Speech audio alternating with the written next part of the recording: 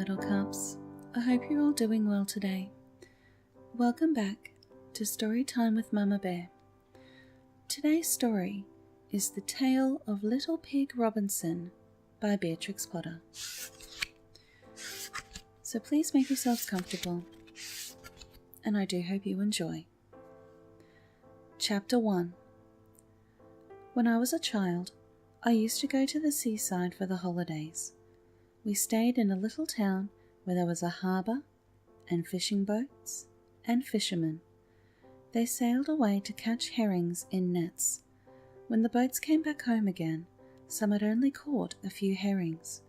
Others had caught so many that they could not all be unloaded onto the quay. Then horses and carts were driven into the shallow water at low tide to meet the heavily laden boats. The fish were shovelled over the side of the boat into the carts and taken to the railway station, where a special train of fish trucks was waiting. Great was the excitement when the fishing boats returned with a good catch of herrings. Half the people in the town ran down to the quay, including cats. There was a white cat called Susan, who never missed meeting the boats. She belonged to the wife of an old fisherman named Sam. The wife's name was Betsy.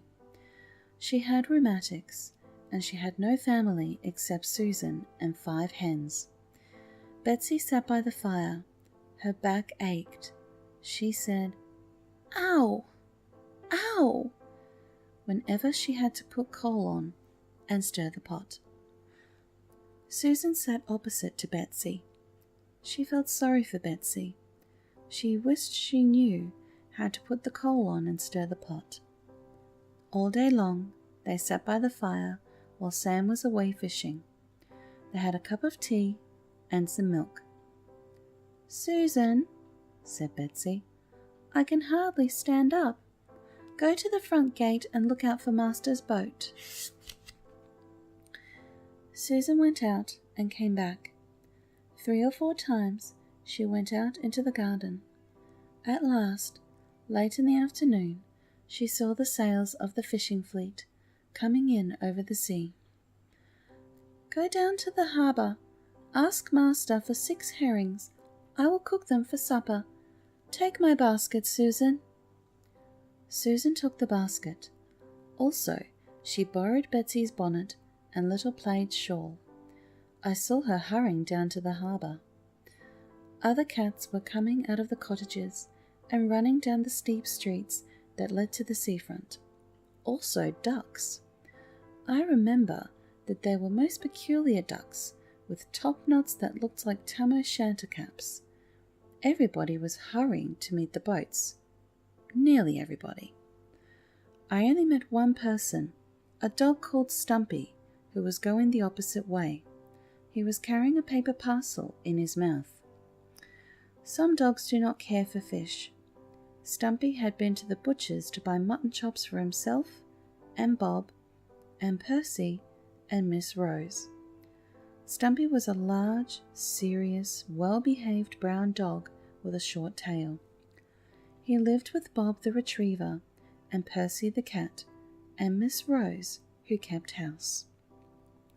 Stumpy had belonged to a very rich old gentleman, and when the old gentleman died, he left money to Stumpy, 10 shillings a week for the rest of Stumpy's life.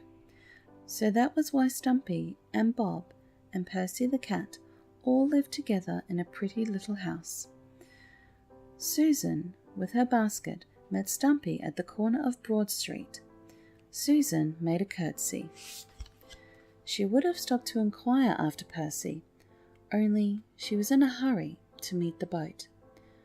Percy was lame. He had hurt his foot. It had been trapped under the wheel of a milk cart. Stumpy looked at Susan out of the corner of his eye. He wagged his tail, but he did not stop. He could not bow or say good afternoon for fear of dropping the parcel of mutton chops. He turned out of Broad Street into Woodbine Lane, where he lived. He pushed open the front door and disappeared into a house. Presently there was a smell of cooking, and I have no doubt that Stumpy and Bob and Miss Rose enjoyed their mutton chops. Percy could not be found at dinner time. He had slipped out of the window, and, like all the other cats in the town, he had gone to meet the fishing boats.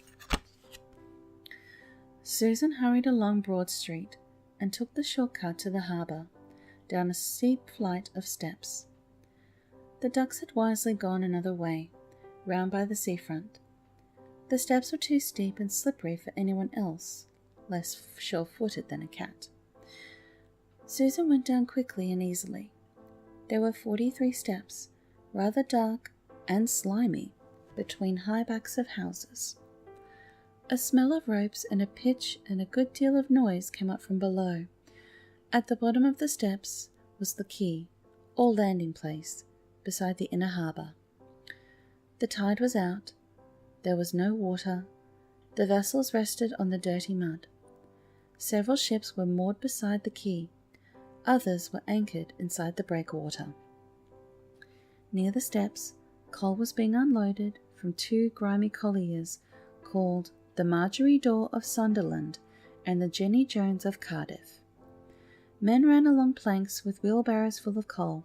Coal scoops were swung ashore by cranes and emptied with loud thumping and rattling. Farther along the quay, another ship called the Pound of Candles was taking a mixed cargo on board. Bales, casks, packing cases, barrels, all manner of goods were being stowed into the hold. Sailors and stevedores shouted. Chains rattled and clanked. Susan waited for an opportunity to slip past the noisy crowd.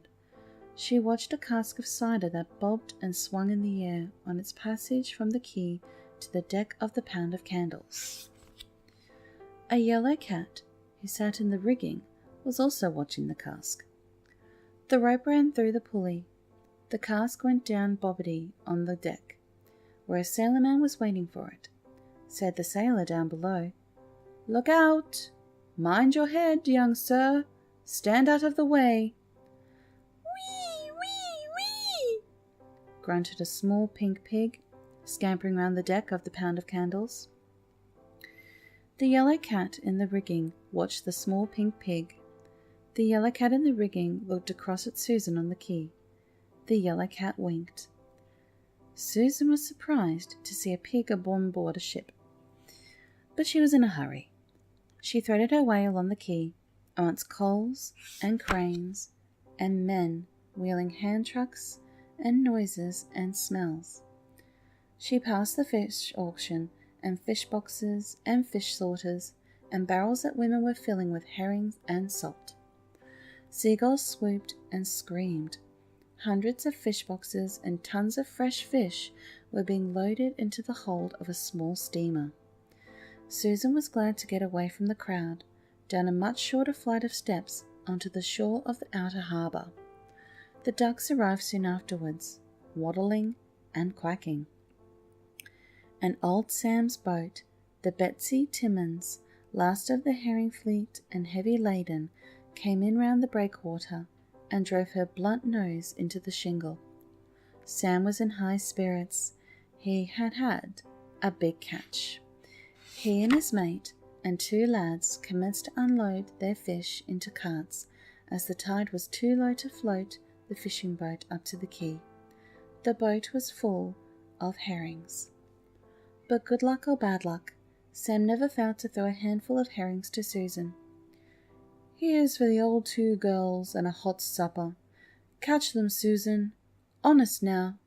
Here's a broken fish for you. Now take the others to Betsy." The ducks were dabbling and gobbling. The seagulls were screaming and swooping. Susan climbed the steps with her basket of herrings and went home by back streets. Old Betsy cooked 2 herrings for herself and Susan, another 2 for Sam's supper when he came in. Then she went to bed with a hot bottle wrapped in a flannel petticoat to help her rheumatics. Sam ate his supper and smoked a pipe by the fire, and then he went to bed. But Susan sat a long time by the fire, considering. She considered many things, fish and ducks, and Percy with a lame foot, and dogs that eat mutton chops, and the yellow cat on the ship, and the pig. Susan thought it strange to see a pig upon a ship called the Pound of Candles. The mice peeped out under the cupboard door. The cinders fell together on the hearth. Susan purred gently in her sleep, and dreamed of fish and pigs. She could not understand that pig on board a ship, but I know all about him. And that is the end of Chapter 1. Thank you so much for listening. I'm really looking forward to reading the rest of this wonderful story. Be sure to subscribe so that you can catch the next chapter, and hopefully you'll enjoy that one too. I look forward to seeing you all next time for Chapter 2 of The Tale of Little Pig Robinson. And as always, sweet dreams to my little cubs.